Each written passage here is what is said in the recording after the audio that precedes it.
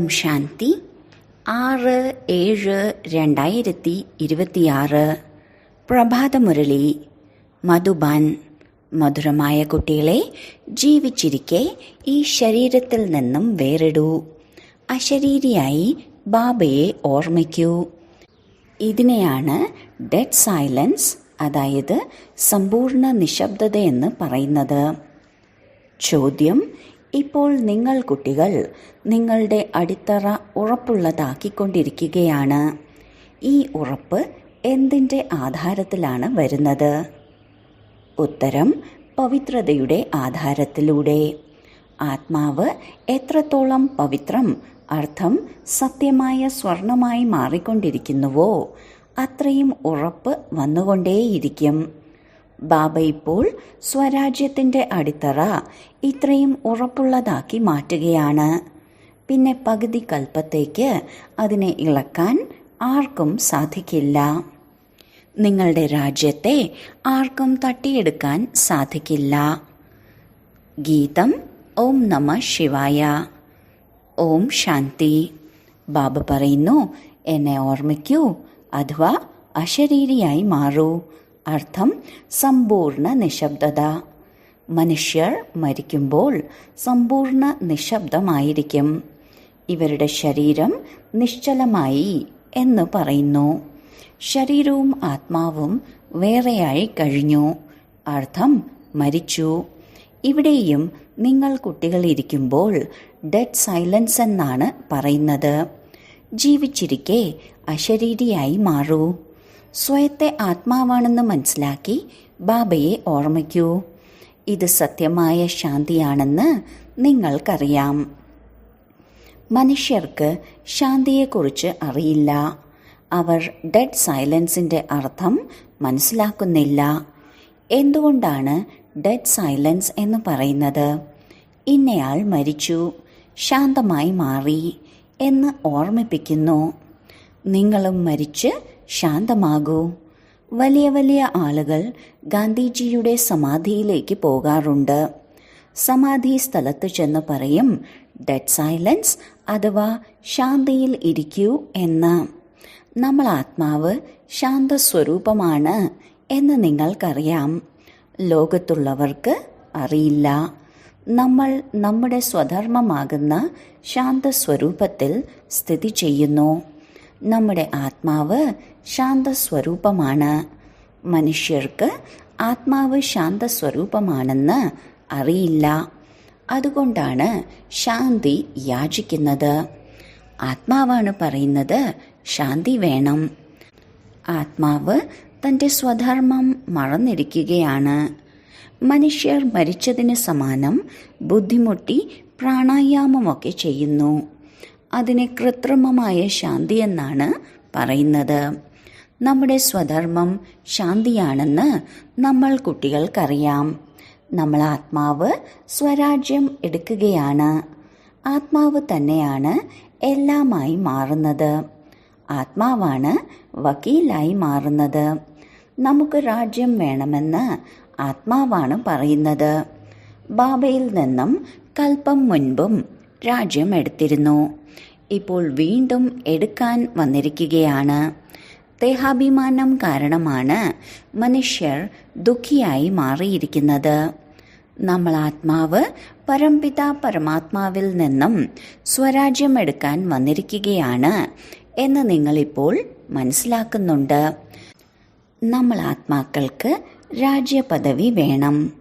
ഈ സമയം ആത്മാവ് പരിധിയില്ലാത്ത ബാബയിൽ നിന്നും സ്വരാജ്യം ആവശ്യപ്പെടുകയാണ്. ശ്രീകൃഷ്ണനുണ്ടായിരുന്ന സ്വരാജ്യം നഷ്ടപ്പെട്ടു പോയി. ഇപ്പോൾ ബാബ വന്ന് നിങ്ങൾ ആത്മാക്കൾക്ക് രാജ്യഭാഗ്യം നൽകുന്നതിനെയാണ് രാജയോഗം എന്ന് പറയുന്നത്. പരംപിത പരമാത്മാവാണ് രാജയോഗം പഠിപ്പിക്കുന്നത്. മനുഷ്യർക്ക് ദേഹാഭിമാനമുള്ളത് കാരണമാണ് ഞാൻ ഇന്നയാളാണ് എന്ന് പറയുന്നത്. ഞാൻ എന്ന് ദേഹത്തെ തന്നെയാണ് മനസ്സിലാക്കുന്നത്. വാസ്തവത്തിൽ ഞാൻ എന്നത് ആത്മാവാണ് പറയുന്നത്. ഞാൻ ഈ സാധനം എടുക്കുന്നു എന്ന് ആത്മാവാണ് പറയുന്നത്. സ്ത്രീയാണെങ്കിലും ഞാനാണ് എടുക്കുന്നത് എന്ന് പറയും. വാസ്തവത്തിൽ ആത്മാവ് പുരുഷനാണ്. ഞാൻ ആത്മാവ് ബാബയുടെ കുട്ടിയാണ്. ആത്മാവാണ് പറയുന്നത് ഞാൻ ബാബയിൽ നിന്നും സ്വരാജ്യം എടുക്കുകയാണ് എന്ന്. ആത്മാവിന് പരമാത്മാവാണ് സ്വരാജ്യം നൽകുന്നത്. ഭക്തിയും ജ്ഞാനവും തമ്മിൽ എത്ര വ്യത്യാസമാണ് എന്ന് നോക്കൂ. ശിവന്റെ ക്ഷേത്രവുമുണ്ട്. ഏറ്റവും കൂടുതൽ മണി മുഴക്കുന്നതും ശിവന്റെ ക്ഷേത്രത്തിലാണ്. മണി മുഴക്കി ശിവനെ ഉണർത്തുന്നു. എല്ലാവരെയും ഉണർത്താറുണ്ട്. അതിരാവിലെ തന്നെ ചെണ്ടമേളം ഉണ്ടാകാറുണ്ട്. ഇവിടെ ബാബ കുട്ടികളെ ഉണർത്തി ദേവതയാക്കി മാറ്റുന്നു. മണി മുഴക്കേണ്ട കാര്യമൊന്നുമില്ല. ബാബ പറയുന്നു, നിങ്ങൾക്ക് സ്വരാജ്യം വേണമെങ്കിൽ ആദ്യം പവിത്രമായി മാറൂ. ലക്ഷ്യം ബുദ്ധിയിൽ ഉണ്ടായിരിക്കണം. വിദ്യാർത്ഥി പറയുന്നു, ഞാൻ ഈ മെട്രിക് പാസ്സായ ശേഷം ഇന്ന കാര്യം ചെയ്യും. സന്യാസിമാർ ശാന്തി വേണമെന്ന് ആഗ്രഹിക്കുന്നു. ഒരു കഥയുണ്ടല്ലോ, റാണിയുടെ കഴുത്തിലുണ്ടായിരുന്ന മാല പുറമേയെല്ലാം അന്വേഷിച്ചു എന്ന്. അതുപോലെ സന്യാസിമാരും ശാന്തി പുറത്താണ് അന്വേഷിക്കുന്നത്. എന്നാൽ ആത്മാവ് സ്വയം ശാന്ത സ്വരൂപമാണ്. ആത്മാവ് തന്റെ സ്വധർമ്മം മറന്ന് ശരീരമാണെന്ന് ചിന്തിച്ചിരിക്കുന്നു. നിങ്ങൾ ആത്മാവാണ് എന്ന് ബാബ വീണ്ടും സ്മൃതി ഉണർത്തി തരുന്നു. ആത്മാവാകുന്ന നിങ്ങൾ 84 ജന്മങ്ങൾ അനുഭവിച്ചു. ഈ കാര്യങ്ങൾ മറ്റൊരാൾക്കും മനസ്സിലാക്കി തരാൻ സാധിക്കില്ല. ബാബ പറയുന്നു, നിങ്ങൾക്ക് നിങ്ങളുടെ ജന്മങ്ങളെക്കുറിച്ച് അറിയില്ല. ഞാനാണ് പറഞ്ഞു തരുന്നത്. നിങ്ങൾ ബ്രഹ്മകുമാരനും കുമാരിമാരുമാണ്. ബാബ മനസ്സിലാക്കി തന്നു, പവിത്രതയില്ലാതെ ജ്ഞാനം ധാരണ ചെയ്യാൻ സാധിക്കില്ല. സിംഹിണിയുടെ പാലിന് വേണ്ടി സ്വർണത്തിന്റെ പാത്രം വേണമെന്ന് പറയാറുണ്ടല്ലോ. അപ്പോൾ ജ്ഞാനത്തിന്റെ ധാരണ ഉണ്ടാകണമെങ്കിലും ബുദ്ധി സ്വർണപാത്രം പോലെ ആയിരിക്കണം. ആത്മാവ് ബാബയെ ഓർമ്മിക്കുന്നതിലൂടെ സ്വർണമായി മാറുന്നു. ബാബയും സത്യമായ സ്വർണമാണ്. ആത്മാവ് ബാബയെ ഓർമ്മിക്കുന്നതിലൂടെ ജ്ഞാനം ബുദ്ധിയിൽ വരുന്നു. നിങ്ങൾ സത്യമായ സ്വർണം പോലെ പവിത്രമായിരുന്നു. ഇപ്പോൾ ജ്ഞാനത്തിന്റെ പ്രഭാവം ആർക്കും ഉണ്ടാകില്ല. ബാബ പറയുന്നു, ഞാൻ നിങ്ങൾ ആത്മാവിന് സ്വരാജ്യം നൽകുന്നു. പഴയ സൃഷ്ടിയുടെ അവസാനവും പുതിയ സൃഷ്ടിയുടെ തുടക്കവും ആകുമ്പോഴാണ് സ്വരാജ്യം ലഭിക്കുന്നത്. മനുഷ്യർക്കുള്ളത് പരിധിയുള്ള രാജപദവിയാണ്. മനുഷ്യർക്കൊരിക്കലും പരിധിയില്ലാത്ത രാജ്യപദവി ലഭിക്കുന്നില്ല.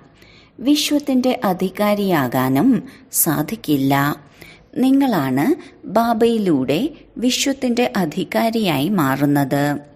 ഭഗവാനാകുന്ന അച്ഛന് മാത്രമാണ് നിങ്ങളുടെ 84 ജന്മങ്ങളെക്കുറിച്ച് അറിയുന്നത്. ദേവതകൾക്ക് തങ്ങളുടെ ജന്മങ്ങളെക്കുറിച്ച് അറിയില്ല.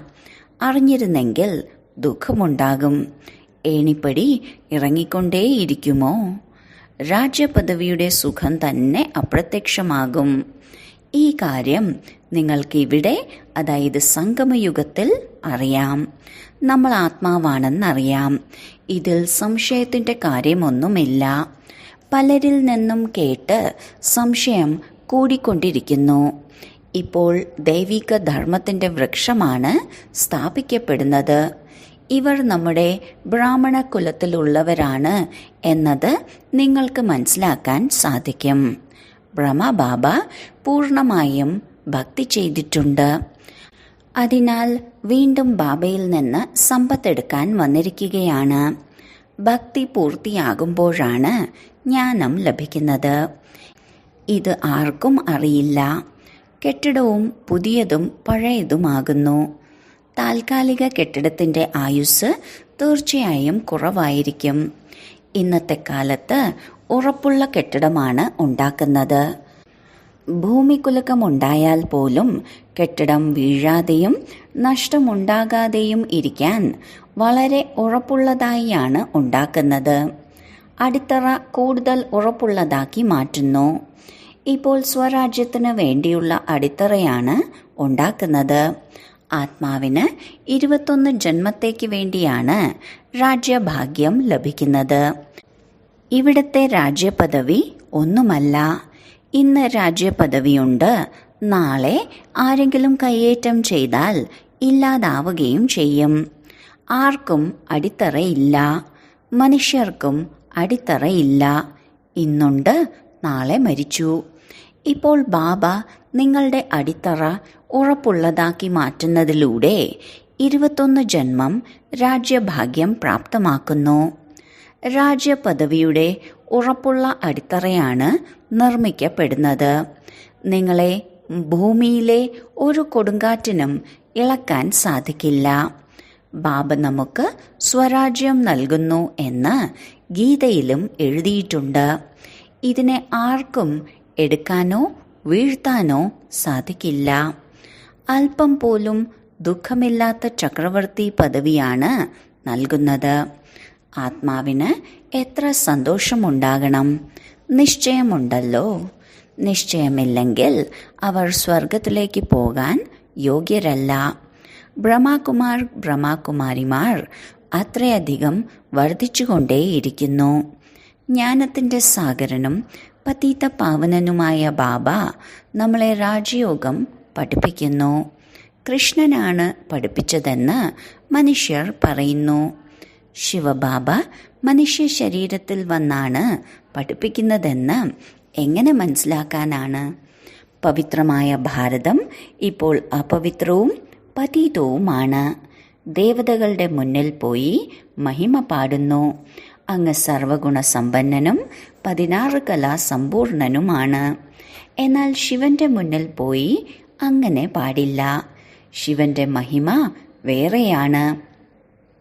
ശിവബാബ ജ്ഞാനസാഗരനും പതീത പാവനനും എല്ലാവരുടെയും സദ്ഗതി ദാതാവും എല്ലാവരുടെയും ബുദ്ധിയാകുന്ന സഞ്ചി നിറയ്ക്കുന്ന നിഷ്കളങ്കരുടെ നാഥനുമാണ്.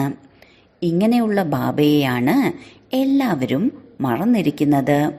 ദുഃഖം ഹരിച്ച് സുഖം നൽകൂ എന്ന് പറഞ്ഞ് വിളിക്കുന്നത് പരമപിത പരമാത്മാവിനെയാണ്.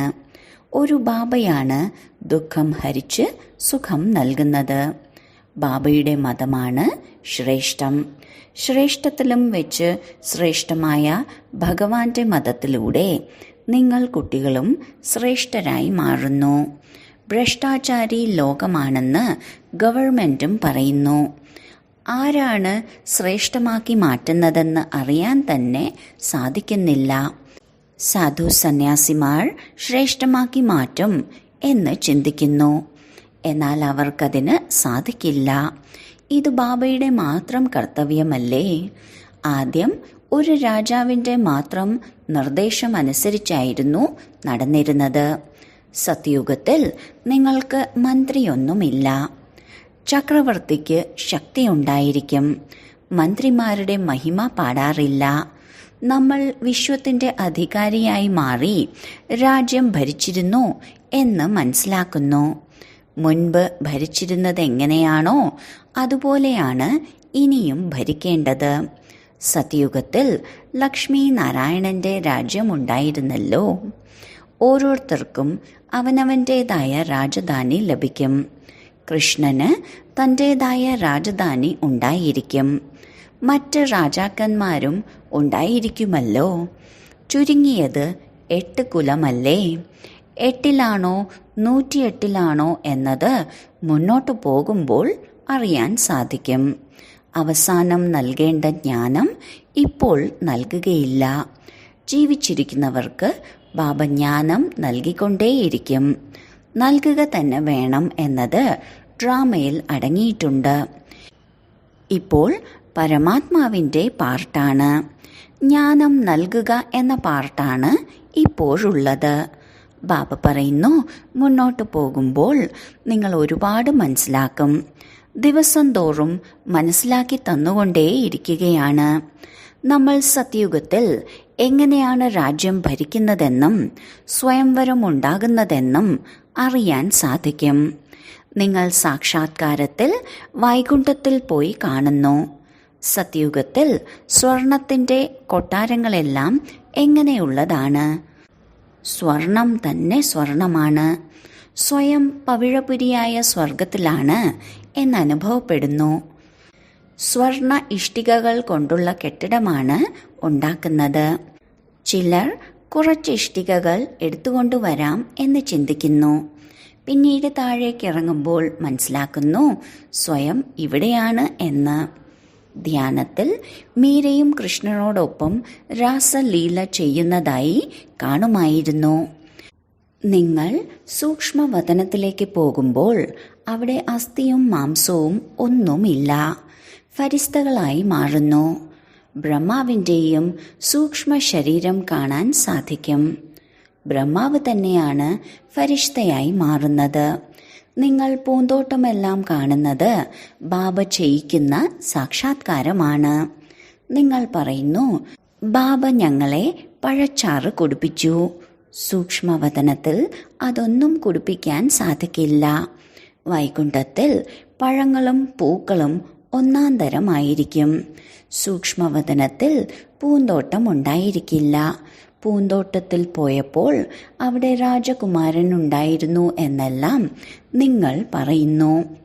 അത് വൈകുണ്ഠമല്ലേ? വൈകുണ്ഠത്തിലെ വൈഭവങ്ങളൊന്നും ഇവിടെ ലഭിക്കുക സാധ്യമല്ല. സത്യുഗത്തിൽ ഒന്നാന്തരം വൈഭവങ്ങളായിരിക്കും.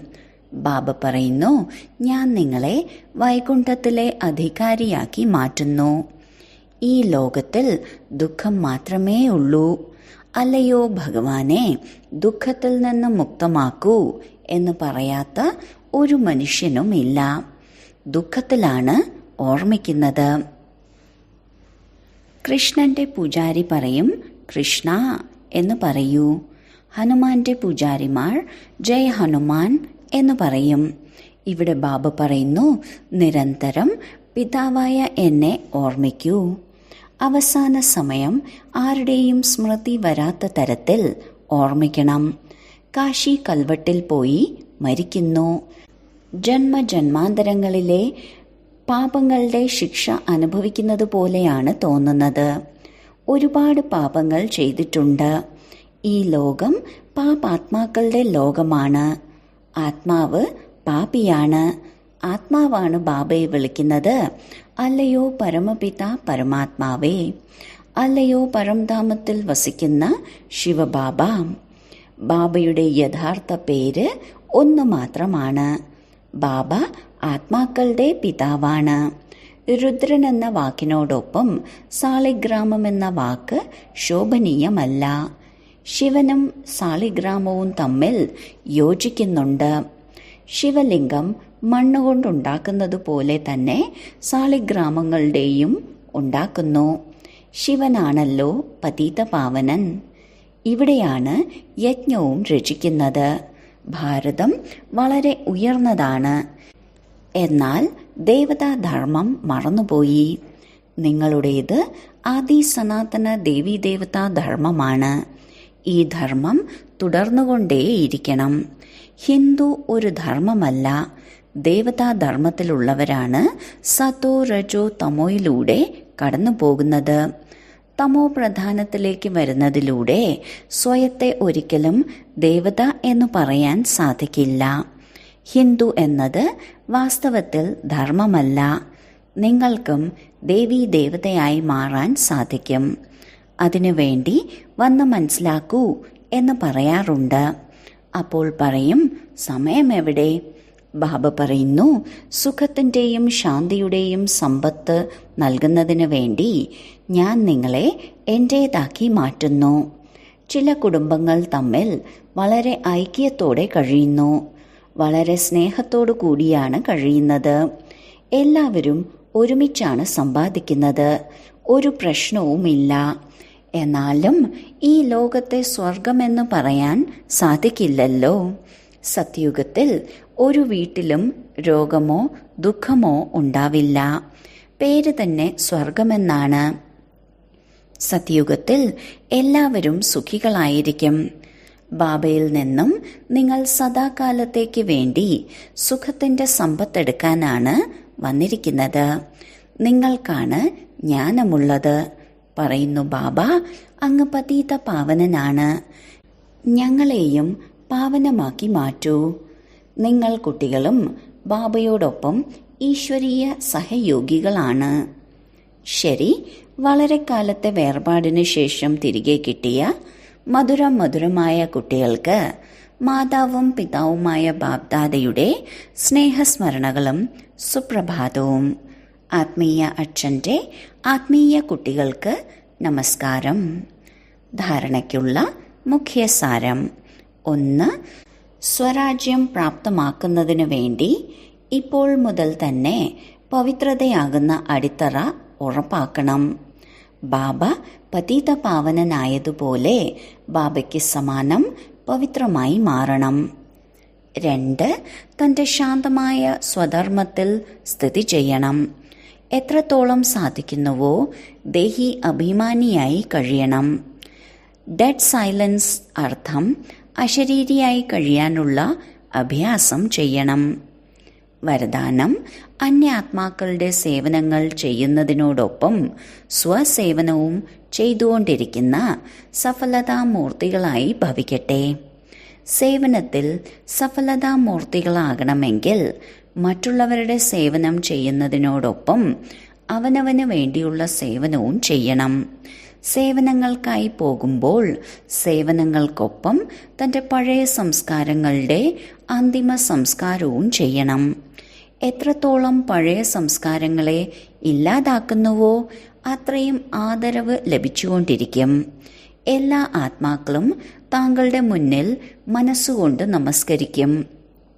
പുറമേയുള്ള നമസ്കാരമല്ല, മനസ്സുകൊണ്ട് നമസ്കരിക്കുന്ന ആത്മാക്കളാക്കി അവരെ മാറ്റണം.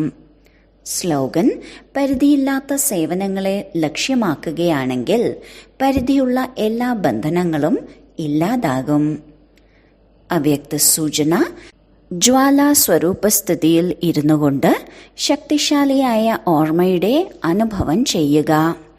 താങ്കളുടെ ഓർമ്മ ജ്വാല സ്വരൂപമായി മാറാത്തതുവരെ വിനാശജ്വാലയ്ക്കും സമ്പൂർണ്ണ ജ്വാല സ്വരൂപമായി മാറാൻ കഴിയില്ല. അത് ആളിക്കത്തുകയും അണയുകയും ചെയ്തുകൊണ്ടിരിക്കും. കാരണം ജ്വാലാമൂർത്തികളും പ്രേരണ നൽകുന്നവരുമായ ആധാരമൂർത്തികളായ ആത്മാക്കൾ ഇപ്പോഴും സ്വയം സദാ ജ്വാലാ സ്വരൂപമായി മാറിയിട്ടില്ല. ഇപ്പോൾ ജ്വാലാ സ്വരൂപമായി മാറുന്നതിനുള്ള ദൃഢസങ്കല്പം എടുത്തുകൊണ്ട് സംഘടിത രൂപത്തിൽ മനസ്സ്, ബുദ്ധി എന്നിവ ഏകാഗ്രമാക്കി വളരെ പവർഫുള്ളായ യോഗത്തിന്റെ വൈബ്രേഷൻസ് നാനാഭാഗത്തേക്കും വ്യാപിപ്പിച്ചുകൊണ്ടിരിക്കൂ. ഓം ശാന്തി.